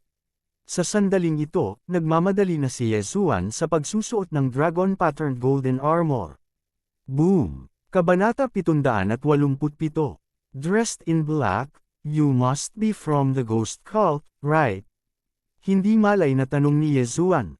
Naalala niya na ang 7th Prince ay may 3 subordinate na nakasuot ng itim. Ang isa ay isang babaeng pinaghihinalaang nasa 100% physique silang, habang ang dalawa ay nasa 75% physique silang. Nang marinig ang tanong ni Yezuan, hindi napigil ang gumalaw ang katawan ng lalaki. Bagamat hindi siya direktang sumagot, sinagot ng kanyang katawan ang tanong ni Yezuan. Nililigawan mo si kamatayan. Ang lalaking nakasuot ng itim na damit ay umungal habang sumusugod siya kay Yezuan. Nakilala niya ang dragon-patterned golden armor, ngunit ang princess medallion ni Yezuan ay nasa loob ng armor. Mahirap talunin si Yezuan. Kaya naman, wala siyang choice kundi pilitin ang kanyang daan. Haha, kung gusto mong dumaan, magbayad ka ng toll. Tumawa si Yezuan habang umaarangkada siya. Ang kuweba ay napuno ng walang kulay at walang amoy na nakalalasong fog. Ang kanyang kalaban ay nalasan na, ngunit kahit na hindi, may paraan pa rin si Yezuan para harapin siya. Wolfang Charge. Sinaksak ni Yezuan ang kanyang Wolfang Sword, at isang higanting ulo ng lobo ang sumulpot pasulong. Netherworld Stab. Nagdilim ang ekspresyon ng lalaking nakasuot ng itim. Iniabot niya ang isang braso mula sa ilalim ng kanyang damit at sinaksak ang higanteng ulo ng lobo. Poof! Ang higanteng ulo ng lobo ay tinusok, at agad itong naglaho. Bahagyang nagulat si Yezuan. Tulad ni Yang Qi, ang taong ito ay nasa 75% physics silang lamang, ngunit mas malakas siya kaysa kay Yang Qi. Gayunpaman, hindi pa rin ito sapat para harapin si Yezuan. Nang mawala ang higanteng ulo ng lobo, isang matalim na pabilog na laslas ang pamunit sa hangin at hiniwa ang balikat ng lalaking nakasuot ng itim na damit, na naging sanhi ng pagtalsak ng dugo. Naging seryoso ang ekspresyon ng lalaking nakasuot ng itim. Buti na lang at mabilis siyang nakariyak, kung hindi ay maputol ang buong braso niya. Gayunpaman, ang pinakamasama ay darating pa. Naramdaman ng lalaking nakasuot ng itim na may mali. Napatingin siya sa balikat niya at nakita niyang namumuo na ang dugo. Hindi lang iyon, pati mga kalamnan sa balikat niya ay tuluyan ng naparalisa. Lason, sa wakas ay nag-react ang lalaking nakaitim na damit, ngunit huli na ang lahat. Ang mabagal na kumikilos na lason ay na-activate na sa sandaling siya ay nasugatan, naparalisado ang kanyang buong katawan. Huli na, Wolf Fang Charge. Ginamit ni Yezuan ang kanyang Draconic Fortune para saksakin muli. Kinagat ng higanteng ulo ng lobo ang lalaking nakasuot ng itim, at sa sumunod na sandali, nagpakita siya sa tabi ng lalaking nakasuot ng itim, pamitik at nagwawalis ng kanyang espada. Inilabas ang Prince Medallion sa harap ng dibdib ng lalaking nakaitim na damit. Kasabay nito, naputol ang kanyang kaliwang braso na nakasuot ng interspatial ring. Salamat sa Dragon Lock mo. Si Yezuan ay sumipsip ng malaking halaga ng Draconic Lock mula sa Prince Token at dinurog ito. Hindi, nanlaki ang mga mata ng lalaking nakasuot ng itim. Paano niya naisip na wala pang 2 oras matapos ang pagsisimula ng labanan, siya ay matatanggal sa pamamagitan ng pagdurog sa utos ng prinsipe. Sa kasamaang palad, iyon ang katotohanan. Hoa! Ang lalaking nakasuot ng itim ay nagbagong anyo sa isang sinag ng puting liwanag at lumipad palabas ng lihim na kaharian. Ang ikapitong prinsipe ay nawala ng isa pang tao, naiwan lamang siya ng 8 tao. Bukod dito, ang lalaking ito na nakaitim na nakasuot ay nasa 75% body silang. Ang 7th Prince ay dumanas ng malaking pagkawala sa pagkakataong ito. Nagmamadaling lumapit si Yezuan at iniligpit ang kanyang universe ring. Oo naman, maraming likas na kayamanan sa loob. Gayunpaman, walang impormasyon tungkol sa ghost cult sa loob. Sigurado si Yezuan na ang lalaking nakasuot ng itim ay mula sa ghost cult. Gaano man kalakas ang ghost cult, malamang na hindi sila makakagawa ng Supreme Being Expert. Kaya naman baka malaman ito ng Emperor ng Sunflame Sacred Dynasty, ngunit hindi niya ito ibinunyag. Hulaan ni Yezuan sa kanyang puso. Pagkatapos, isinaaktibo niya ang Prince Medallion at sinabing, ika-6 na prinsipe, nagpadala ako ng 75% eksperto sa body silang mula sa lihim na kaharian. Ano, talaga, bulalas ng ika-6 na prinsipe. Okay, pupunta ako ngayon sa resource point no. 3, sabi ni Yezuan. Sige, ingat ka, medyo nabalisa ang 6th Prince. Isang 75% eksperto sa body silang ang talagang pinalabas ni Yezuan sa lihim na kaharian. Hindi lang iyon, sinakop pa ni Yezuan ang resource point no. 4. Lampas ito sa inaasahan ng 6th Prince. Pagkatapos umalis sa kuweba, tumingin si Yezuan sa mapa at pagkatapos ay nagmamadaling pumunta sa resource point no. 3, na pinakamalapit sa kanya. Ang resource point no. 4, na pinakamalayo, ay nagpadala ng 75% eksperto sa body silang. Nangangahulugan ito na ang resource point no. 3 ay malamang na hindi ang babaeng nakasuot ng itim na pinaghihinalaang nakatapos ng kanyang physics silang. Si Yezuan ay nagmamadali ng higit sa 10 minuto. Sa tulong ng Eye of Revelation, mabilis niyang natagpuan ang resource point no. 3. Sa kasamaang palad, ang resource point no. 3 ay nasakop na. Nakaalis na ang kabilang partido. Gayunpaman, hindi ito mahalaga dahil naroon lamang si Yezuan upang mag-scout. Kabisaduhin niya ang daan patungo sa resource point no. 3 at babalik upang sakupin ito pagkatapos ng hating gabi. Kasunod nito, tumungo siya sa resource point number 2. Gaya ng inaasahan, okupado na ang resource point no. 2. Pagkatapos, pumunta si Yezuan sa resource point no point 1. Ang resource points no point 1, no point 2, at no, tatlong ay lahat ay inookupahan. Gayunpaman, ito ay nasa loob ng inaasahan ni Yezuan. This time, nandito siya para mag-scout. Isasalo niya ang lokasyon ng mga resource point para mas madaling mahanap ang mga ito sa susunod. Nang babalik na si Yezuan, biglang lumiwanag ang Prince Medallion sa kanyang mga bisig. Nanggaling dito ang nag-aalalang boses ng ika-6 na prinsipe. Yezuan, masama ito. Naalis ka na. Ano? Nagulat si Yezuan. Hindi ba siya sumama kay Yang Qi para sakupin ang 3 resource point na malapit? Paano siya biglang naalis? Yung mga tauhan ng unang prinsipe. Nilusob niya ang ating teritoryo, ngunit naalis siya pagkatapos na sakupin ang mga resource point, sabi ng 6th Prince. Kumunot ang noo ni Yezuan. Naisip niya sa kanyang sarili, 90% physics silang ito, at ang kanyang diskarte sa paggalaw ay kamangha-mangha. Upang maalis siya, ito ay hindi bababa sa 75% na physics silang, o kahit 100% na physics silang. Kung ang unang prinsipe ay nagpadala ng 100% na physics silang sa simula pa lang, ang tempo ay masyadong mabilis. Kung gayon ano ang dapat kong gawin ngayon? Tanong ni Yezuan. Bumalik ka muna at tulungan mo si Poison Witch. Natatakot ako na direktang sasalakayin ng unang prinsipe, sabi ng ika-6 na prinsipe. Sige, sa sandaling iyon, direktang umalis si Yezuan at tumungo patungo sa sarili niyang teritoryo. 3 oras na ang lumipas, at lahat ng 10 resource point ay malamang naokupado na. Bagamat hindi alam kung ilang resource point mayroon ang unang prinsipe at ang ika-7 prinsipe, nauwi sila sa 4. 4 na resource point ang maaaring agad na tumaas ng 2,000 ang hukbo ng 6th Prince. Sa oras na ito, hinati na ng 6th Prince ang 2,000 sundalo sa 2 grupo para bantayan ang 2 ngipin sa harap sa kaliwa at kanang gilid. Mayroon na ngayong 2,000 Wolfang Cavalry, 10 Deputy Generals, at 2 general na nakasuot ng golden armor sa bawat panig. Hindi maiwasan ni Yezuan na humanga sa Sunflame Sacred Dynasty. Kung napakaraming Wolfang Cavalry ang ipapakalat sa larangan ng digmaan, ito ay magiging isang nakakatakot na puwersa ng labanan. Pagkatapos ng lahat, ang Wolfang Cavalry ay maaaring muling ayusin. Makalipas ang mahigit 1 oras, bumalik si Yezuan sa kaliwang bahagi ng checkpoint upang tulungan ang Poison Witch. Sa sitwasyong ito, pinakamahusay na obserbahan muna ang sitwasyon.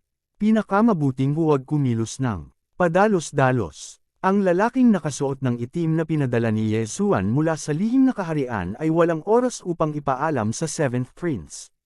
Alam lamang ng ika-7 prinsipe na siya ay naalis, ngunit hindi kung kanino. Gayunpaman, nahulaan ni Yezuan na ang 7th Prince ay ipagpalagay na ito ang unang prinsipe. Pagkatapos ng lahat, walang gaanong eksperto sa panig ng 6th Prince. Maliban na lang kung nagpadala ang 7th Prince ng isang tao sa ika-4 na resource point dahil sa asol na liwanag. Binantayan ni Yezuan ang kaliwang bahagi ng checkpoint at naghintay ng ilang oras. Kabanata 788. Sa isa pang 2 oras, muling lalabas ang mga resource point. Sa panahong iyon, ang sinumang nakakuha ng resource point ay agad na makakakuha ng malaking bilang ng mga tropa. Gayunpaman, ang neutral zone ay masyadong mapanganib sa ngayon. Hindi alam ng 6th Prince kung may nagkukubli sa kanyang 3 resource point. Ika-6 na prinsipe, sa pagkakataong ito, pupunta kami ni Kapitan Yang.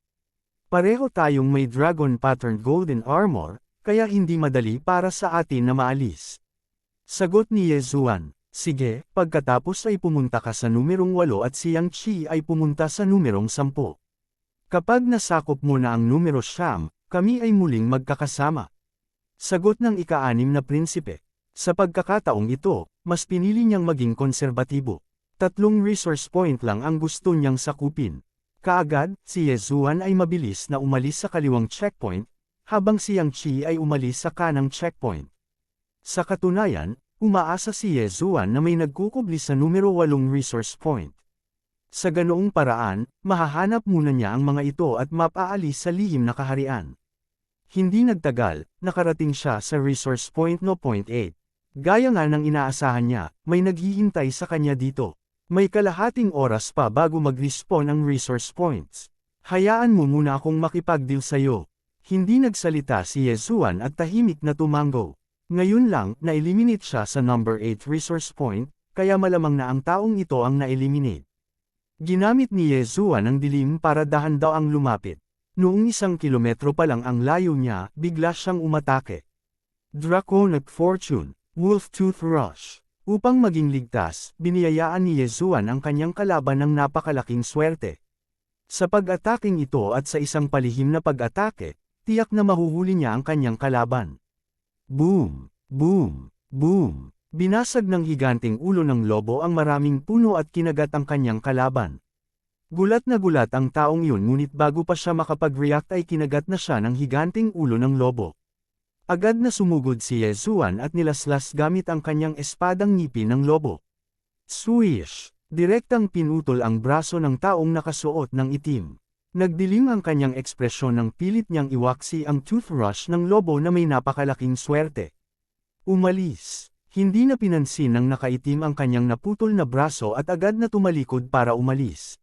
Mabilis na sumugod si Yezuan, kinuha ang singsing ng cosmos ng taong nakaitim na damit at kinain ito, pagkatapos ay mabilis na hinabol siya. Gusto mong umalis? Humingi ka ba ng permiso ko? Umungol si Yezuan habang galit na galit siyang umaatake. Ang bawat pag-atake niya ay biniyayaan ng Draconic Lock. Damn it! Galit na nagmura ang lalaking nakasuot ng itim dahil hindi man lang niya makita ang anino ni Yezuan. Gayunpaman, naramdaman niya na si Yezuan ay 80% lamang na body seal. Kahit na siya ay hindi inaasahan na ang isang taong may 80% body seal ay magagawang talunin ang isang tao na may 75% body seal. Napakabilis niya, pero hindi parang Yang Shi. Sino kaya iyon? Walang ideya ang lalaking nakasuot ng itim kung ano ang nangyayari. Gayunpaman, napagtanto niya na si Yezuan ay talagang mas mabilis kaysa sa kanya. Ang pinakamahalaga, ang mga pag-atake ni Yezuan ay napakabangis, at wala siyang pagpipilian kundi gamitin ang kanyang Draconic Lock para harangan sila. Boom! Boom! Boom! Ang kanilang true chi ay nabangga, at hindi mabilang na mga puno ang nabali. Gayunpaman, nang malapit na siyang maabutan ni Yezuan, bigla siyang nakarinig ng sunod-sunod na ingay. Ito ang Wolffang Cavalry. Anong lalaki, talagang marami siyang Wolffang Cavalry. Nang inag ang puso ni Yezuan. Hindi niya alam kung ang kabilang partido ay naglabas ng isang Saber Deputy o isang Golden Armored General. Kung may Golden Armored General, magiging mahirap. Paano kung may Golden Armored General? Mayroon din akong Dragon Patterned Golden Armor. Kahit hindi ko siya matalo, makakatakas pa rin ako. Ngumisi si Yezuan sa kanyang puso at nagpatuloy sa paghabol. Dagandong, daan-daang Wolffang Cavalry ang lumitaw, at kasabay nito, lumitaw ang dalawang Saber Deputies na may 70% body seal. Ang lalaking nakasuot ng itim ay nakipagsanib puwersa sa mga puppet na ito para kontrahin si Yezuan. What a joke! In front of absolute strength, these are all decorations. Umungol si Yezuan sa kanyang puso at walang tigil na umatake. Draconic Swerte, Firmament Splitter. Ang Firmament Splitter na sinusuportahan ng Draconic Lock ay napakalakas. Ang isang strike ay maaaring hatiin ang armor ng Wolffang Cavalry sa kalahati. Maging ang mga Saber Deputies ay hindi nakatiis at naipapalipad lamang. Sa pagkakataong ito, ang lalaking nakasuot ng itim ay nagdala ng 300 Wolffang Cavalry at 2 Saber Deputies. Noong una ay naisip niya na maaari niyang alisin ang isang resource point, ngunit sa hindi inaasahang pagkakataon, nakatagpo niya si Yezuan. Siya yun. Sa sandaling ito, sa wakas ay napagtanto ng lalaking nakaitim kung sino ang humahabol sa kanya. Si Yezuan ang ginantimpalaan ng Dragon Patterned Golden Armor ng 6th Prince. Anong biro? Gamit ang Dragon Patterned Golden Armor, kahit na tumayo lang si Yezuan doon at hayaan ng Wolffang Cavalry na salakayin siya, malamang na hindi nila masisira ang kanyang depensa. Pumunta ka. Walang pakialam ang lalaking nakasuot ng itim. Direkta niyang inactivate ang Princess Order at kinokontrol ang Wolffang Cavalry at ang Saber Deputies upang palibutan si Yezuan habang siya mismo ay nakatakas. Gusto mong umalis? Dito ka na lang. Si Yezuan ay parang isang matalas na kutsilyo na direktang naghiwalay sa Wolfang Cavalry at dumiretso sa lalaking nakaitim na damit. Damn it! Nang makita na napakaraming Wolfang Cavalry ay hindi napigilan si Yezuan, ang mukha ng lalaking nakaitim na damit ay lumubog sa ilalim. Bigla siyang nakaamoy ng delikadong aura. Shoo! Shoo! Shoo! Mabilis na kumilos si Yezuan. Siya ay naglaslas ng higit sa 10 beses sa isang segundo at hinarangan ang ruta ng pagtakas ng lalaking nakaitim na damit. Ang lalaking nakaitim na damit ay walang pagpipilian kundi ang tumalikod at hayaang isara ni Yezuan ang distansya. Ang bilis pa rin ng lalaking nakaitim na damit. Kung hindi, naabutan siya ni Yezuan. Ginamo niya ang kanyang mga sugat, hinawakan ng mahigpit ang kanyang espada, at biglang tumalikod. Alam niya na malamang na hindi siya makakatakas, kaya gusto niyang makipagtulungan sa Wolfang Cavalry at sa Saber Deputies para itaboy si Yezuan. Gayunpaman, minamaliit niya ang Dragon Lock ni Yezuan. Gusto mong lumaban hanggang kamatayan. Wolfang Charge. Ngumisi si Yezuan at direktang sinaksak ng kanyang espada. Break mo na ako, sigaw ng lalaking nakasuot ng itim at naglaslas din ng kanyang espada. Boom! Nagbanggaan ang dalawang trukies at isang shockwave ang sweep out. Gayunpaman, mas mataas pa rin si Yezuan. Ang giant wolf head na may malaking halaga ng Dragon Lock ay kumagat sa katawan ng lalaking nakaitim na damit. Mata ng ilusyon. Firmament Fissure. Shoo! Isang malamig na liwanag ang kumislap at ang kabilang braso ng lalaking nakasuot ng itim ay lumipad pataas. Ngayon, wala na siyang kakayahang makawala sa giant wolf head, lalo pa sa pagtakas. Nakatingin sa lalaking nakasuot ng itim na parang tupa na naghihintay na katayin, mabilis na sumugod si Yezuan at kinuha ang Prince Token. Nang mahulog ang Prince Token sa mga kamay ni Yezuan, ang lalaking nakasuot ng itim ay nawalan na ng pag-asa. Alam niyang malapit na siyang maalis. Salamat sa Dragon Lock mo. Matapos makuha ang Dragon Lock sa Prince Token, direktang dinurog ito ni Yezuan. Hua! Ang lalaking nakasuot ng itim ay naging isang sinag ng liwanag at lumipad palabas ng lihim na kaharian. Kasabay nito, nakilala rin siya ni Yezuan. Ang taong ito ay isang dalubhasa sa ilalim ng unang prinsipe, ngunit siya ay nakasuot ng itim. Dahil gabi na, mas madaling tambangan ang kalaban na nakaitim. Bagamat nakakonsumo ito ng maraming Dragon Lock, doble ang dami ng Dragon Lock ng kalaban. Ito ay isang malaking pakinabang. Dagandong, sa oras na ito, biglang narinig ni Yezuan ang kaguluhan sa kanyang likuran. Ang Wolfang Cavalry at ang Long Saber Deputy General ay naniningil pa rin. Automatiko ba itong umaatake sa pinakamalapit na kaaway? Wala nang pakialam si Yezuan sa anumang bagay at direktang sumugod sa kaaway. Sa wala pang 10 segundo, ang 200 sa Wolfang Cavalry at ang 2 Deputy Generals na may 70% ng kanilang mga katawan na seliado ay nawasak niya lahat. Hindi lang iyon, may natuklasan din siyang sikreto. Ang Wolfang Cavalry ay hindi maaaring muling ayusin. Kabanata 789. Ang Wolfang Cavalry ay hindi maaaring muling ayusin. Kinaikit ni Yezuan ang kanyang mga mata. Gayunpaman, ito ay may katuturan. Kung may sasaayos sila, napakaraming sundalo. Gayunpaman, alam din ni Yezuan ang 10,000 Divine Thoughts Technique. Sinubukan niyang kontrolin ang Wolfang Cavalry, ngunit hindi niya magawa. Hindi niya maabsorb ang mga ito sa devouring space, kaya wala siyang choice kundi bumalik. Sa pagkakataong ito, natalo rin ang unang prinsipe. Hindi lamang nawalan siya ng 300 Wolfang Cavalry at 2 Deputy Generals, ngunit nawalan din siya ng 75% physics silang expert. Hindi nagtagal, bumalik si Yezuan sa Resource Point 8 at matiyagang naghintay. Ang Resource Point 8 ay matatagpuan sa isang kuweba sa isang canyon. Ang kuweba ay kumikislap na may asul na liwanag. Nang hating gabi na, nawala ang asul na liwanag. Kasabay nito, muling lumitaw ang Dragon Lock Pillar. Walang sinabi si Yezuan at hinigop ang Dragon Lock. Pagkatapos, muling nagliwanag ang plataporma ng asul na liwanag. Matagumpay ang trabaho. Yezuan, nagawa mo bang sakupin ang Resource Point 8? Tanong ng ika-6 na prinsipe. Oo, sumagot si Yezuan, gayon din, inalis ko ang isang 75% eksperto sa physics silang sa ilalim ng unang prinsipe. Mayroon ding 300 Wolfang Cavalry at 2 Deputy Generals. Nagkaroon ng pause sa kabilang dulo. Pagkatapos, ang ika-6 na prinsipe ay nabigla, napakagaling. Ye Zuan, magaling. Sa simula ng labanan, binigyan ni Ye Zuan ng maraming sorpresa ang 6th Prince. Una, sinakop niya ang ika-4 na resource point ng ika-7 prinsipe at inalis ang 75% eksperto sa inscribed physics sa ilalim ng ika-7 prinsipe. Ngayon, inalis niya ang isa pang 75% eksperto sa inscribed physics sa ilalim ng unang prinsipe. Ito ay hindi ka panipaniwala. Your Highness, pupunta ako sa resource point 9 para makipagkita kay Captain Yang. Sabi ni Ye Zuan at agad na umalis. Sige, ingat ka. Paalala muli sa 6th Prince.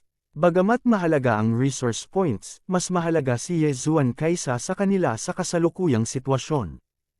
Hindi nagtagal, sumugod si Ye Zuan mula sa Resource Point 8 patungo sa Resource Point 9. Walang laman ang Resource Point 9, kaya mabilis niyang pinuntahan ito para sakupin. Nagmamadaling lumapit si Yang Qi, at nagkita silang dalawa. Ye Zuan, sabi ni Yang Qi pagkatapos makita si Ye Zuan. Hindi ako makapaniwala na nag-iisang inalagaan mo ang 75% eksperto sa body sealing. Haha, balik na tayo. Ngumiti si Ye Zuan. Nagmamadali silang dalawa patungo sa sariling lungsod. Ngayon, nasakop na ng 6th Prince ang kabuuang 7 resource point at nakakuha ng 3,500 Wolfang Cavalrymen. Bilang karagdagan sa paunang 1,500 Wolfang Cavalry at 1,000 Wolfang Cavalry na ipinagpalit ng 6th Prince, mayroon na silang kabuuang 6,000 Wolfang Cavalry. Nang bumalik sina Ye Zuan at Yang Qi sa tamang checkpoint, agad silang tumawag para sa isang pulong. Ngayong nasakop na ang lahat ng 10 resource point, posibleng may aatake sa lungsod ngayon. Gayunpaman, hindi pa rin sigurado ang 6th Prince, kaya nagpasya siyang maghintay ng isang araw. Ang pagbabantay ng isang araw ay hindi nangangahulugan na hindi sila lalabas. Direktang inutusan ng 6th Prince si Gu Jian na pamunuan ng 1,000 Wolfang Cavalry, 10 Longblade Deputy Generals, at 1 Golden Armored General palabas ng lungsod upang magtago. Tulad ng para sa kaliwang checkpoint, hindi na kailangang mag-alala dahil mayroong isang lason na hanay doon. Mayroon ding 3,000 sundalo doon, kaya hindi ito madaling makalusot. Napakapayapa ng checkpoint na ito. Nanatili si Ye Zuan sa mga pader ng lungsod at walang napansing kakaiba. Ang 6th Prince ay hindi nagpadala ng anumang balita, na nangangahulugan na ang kaliwang checkpoint ay ligtas din. Gayunpaman, nang malapit nang magbuka ang bukang liwayway, biglang sinuri ni Ye Zuan ang lugar gamit ang kanyang Eye of Revelation at nakakita ng kakaiba.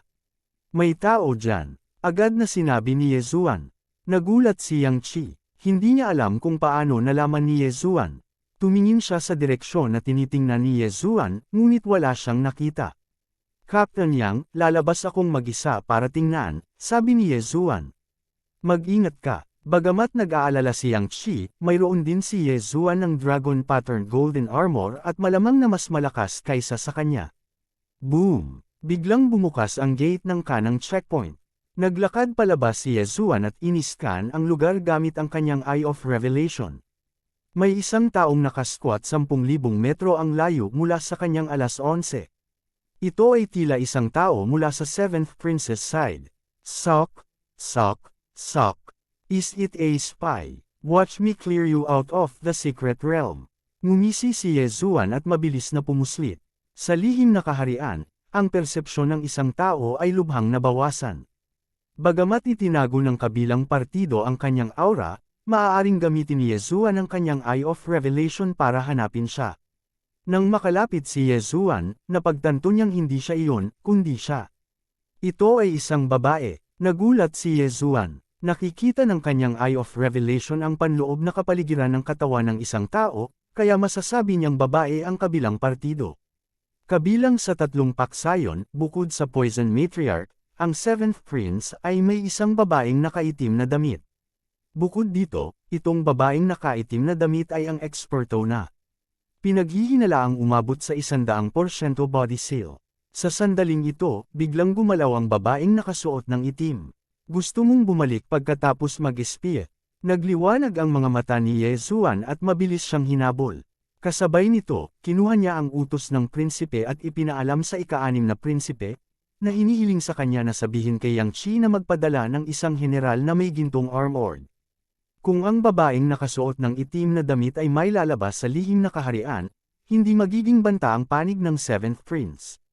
Tutal 7 na lang ang natira. Agad siyang hinabol ni Yezuan. Ang babaeng nakasuot ng itim ay napakabilis, kaya kinailangan ni Yezuan na gamitin ang kanyang buong lakas. Dahil dito, natuklasan siya ng kabilang partido. Nagulat ang babaeng nakasuot ng itim. Nahulaan niya na si Yezuan ay kapareho niya. Gusto niyang mag-imbestiga at mabangga siya. Kung ganoon, haharapin muna kita.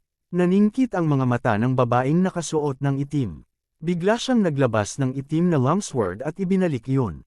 Firmament Fissure, Netherworld Spike. Ang dalawang pag-atake na pinahusay ng Draconic Lock ay nagbanggaan, na nagdulot ng malaking shockwave. Ngayon, kahit na hindi ipaalam ni Yezuan ang ika-6 na prinsipe, inilabas na sana ni Yang Qi ang mga tao. Talagang galing ka sa ghost sect. Again, sumigaw si Yezuan at baliw na umatake. Marami siyang swerte, na sapat na para magamit niya. Kung makukuha niya ang swerte ng babaeng nakaitim na damit, kikita siya ng malaki.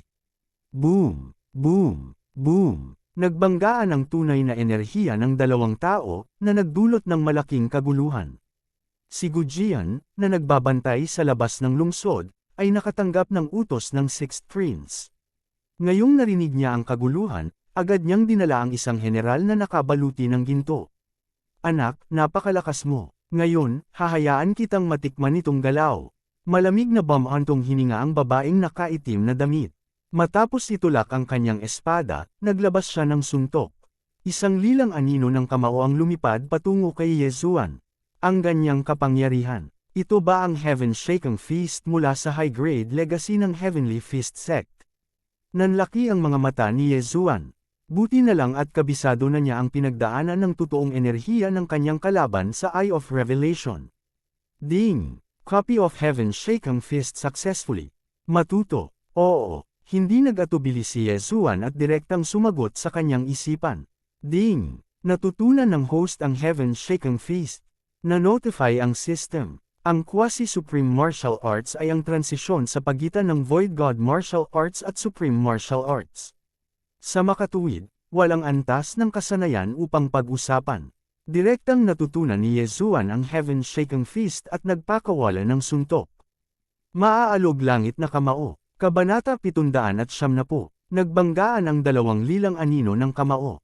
Bagamat may malaking agwat sa pagitan ng kanilang mga kaharian, si Yezuan ay may dugo at lakas pa rin ng King of Fighters, kaya hindi siya mas mahina kaysa sa kanyang kalaban. Nang mawala ang dalawang anino ng kamao, nagulat ang babaeng nakaitim na damit. Ito ay isang martial art technique na nakuha niya mula sa isang mataas na grado na mana noong labanan ng Draconic Lock. Bakit alam din ito ni Yezuan? Gayunpaman, wala siyang pakialam. Langit na fist puppets, lumitaw. Ang babaeng nakaitim na damit ay nagsiwalat ng isa pang trumpo. Ito ang dalawang puppet na nakuha niya mula sa mana ng Heavenly Fist sect. Si Yezuan ay biglang naging isa laban sa 3. Inaasahan ko ito. Ngumuso si Yezuan sa kanyang puso. Naisip niya ito nang makita niyang babae ang kalaban niya. Pagkatapos ng lahat, ang 6th prince ay nagbigay sa kanya ng isang piraso ng impormasyon. Gayunpaman, pinigilan siya ng Heavenly Fist sect dahil isa itong pamamaraan ng kamao na maaaring makapinsala sa kanya sa pamamagitan ng Dragon Pattern Golden Armor. Hindi malaking bagay na masaktan siya, ngunit natatakot siyang baka aksidenteng masira ang Prince Token at maalis siya. Sa makatuwid, ito ay mas mahusay na umatras pansamantala. Anak, dapat ikaw ang trump card ng 6th prince. Kung ganoon, ilalabas muna kita. Nakangiting sabi ng babaeng nakasuot ng itim. Pagkatapos, siya at ang dalawang Heavenly Fist puppets ay inatake ng baliw si Yezuan. Si Yezuan ay napaatras ng paunti-unti. Gayunpaman, mula sa gilid ng kanyang mata, natuklasan niyang dumating na ang kanyang mga reinforcements. Tutulungan kita. Sigaw ni Gujian, na may kasamang Golden Armor General habang umaarangkada siya. Nag-iba ang ekspresyon ng babaeng nakasuot ng itim nang marinig iyon. Si Yezuan lamang ay mahirap harapin. Ngayong mayroon na siyang Golden Armor General at 75% eksperto sa body seal, hindi siya katapat para sa kanila. Agad siyang tumalikod at naghanda para umalis. Magandang pagkakataon. Naningkit ang mga mata ni Yezuan. Ipinagbabawal na mata ng ilusyon. Nanginginig ang babaeng nakasuot ng itim ng tinamaan ng ilusyon. Gayunpaman, sa sorpresa ni Yezuan, ang babaeng nakasuot ng itim na damit ay tinanggal ang Forbidden Eye of Illusion sa isang iglap.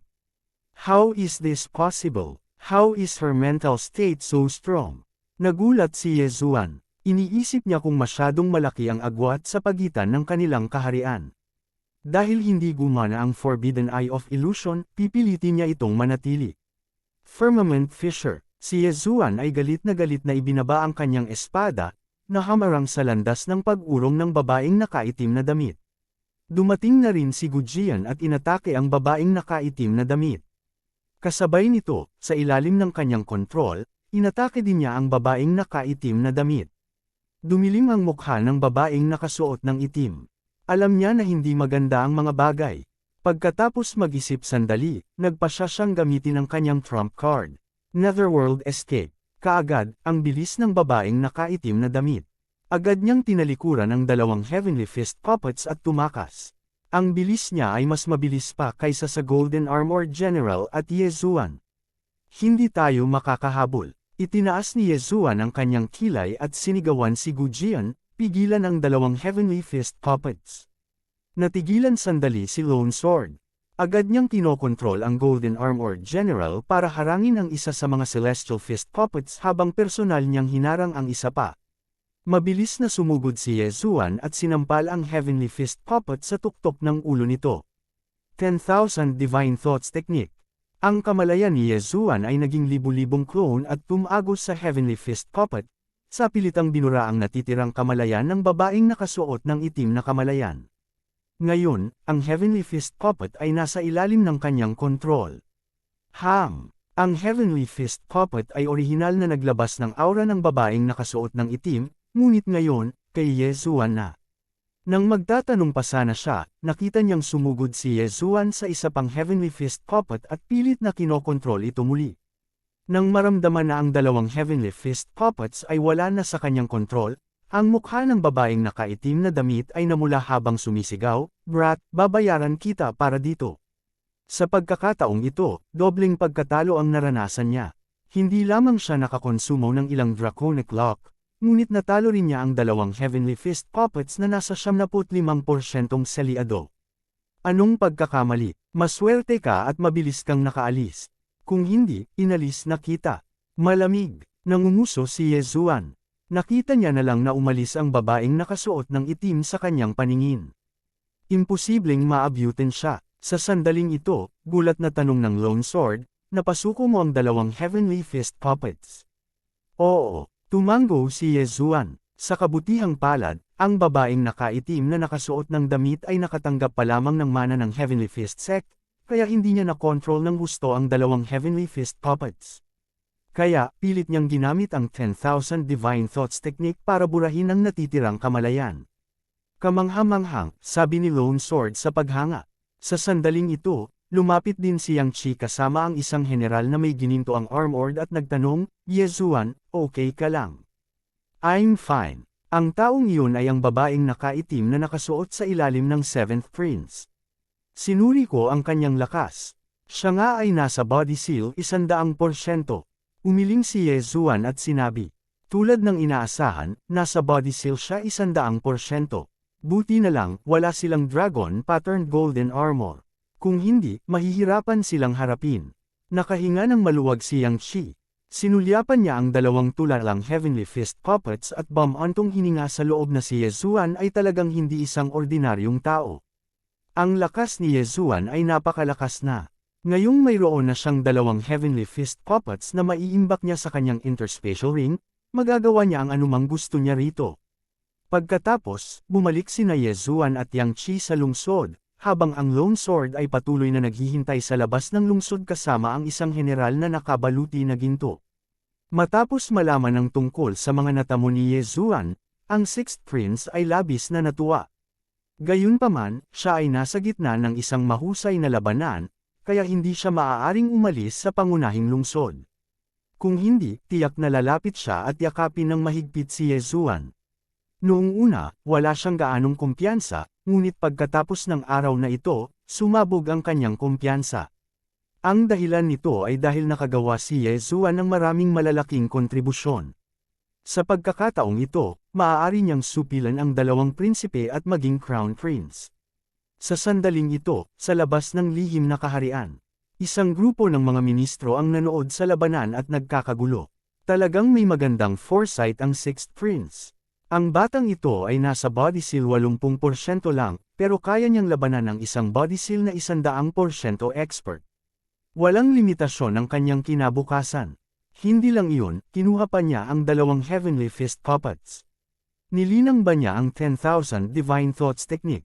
Noon, nakuha niya ang mana ng Wolfgang General, kaya hindi nakakagulat na mayroon siyang 10,000 Divine Thoughts Technique. Nakapagtataka na natutunan niya ito sa maikling panahon. Ang mga ministro ay puno ng papuri para kay Yezuan. Nakaupo sa trono ng dragon, pinaikit ng Flaming Sun Emperor ang kanyang mga mata. Mukhang napaka-optimistic niya kay Yezuan. Gayunpaman, nakikita ng mga ministro sa labas na mayroon ng dalawang malalaking hukbo na nagtitipon at sumusulong patungo sa ika-6 na prinsipe. Nagsisimula ng lumiwanag ang langit. Ngayon ang ikalawang araw pagkatapos magsimula ang digmaan. Walang nakakaalam kung gagawa ng malaking hakbang ang 7th prince at ang eldest prince. Yezuan, mag-ingat ka. Pakiramdam ko may malaking mangyayari ngayon. Ang boses ng ika-6 na prinsipe ay nanggaling sa command medallion ng prinsipe. Si Yezuan, na nakatayo sa pader ng lungsod, ay gumamit ng Eye of Revelation para i-scan ang lugar. Nang marinig niya ito, sumagot siya, oo. Ang pangunahing layunin ng ika-6 na prinsipe ay bantayan laban sa ika-7 prinsipe. Kaya naman inatasan siyang bantayan ang checkpoint sa kanan. Noong hating gabi kahapon, nakuha na nila ang 3 resource point. Matapos magsimula ang digmaan, kinuha nila ang 4 pa. Kaya naman nagkaroon sila ng dagdag na 500 sundalo. Huwag maliitin ang 500 sundalong ito. Kung walang nagbabantay sa checkpoint, ang 500 sundalong ito ay sapat na para makapasok.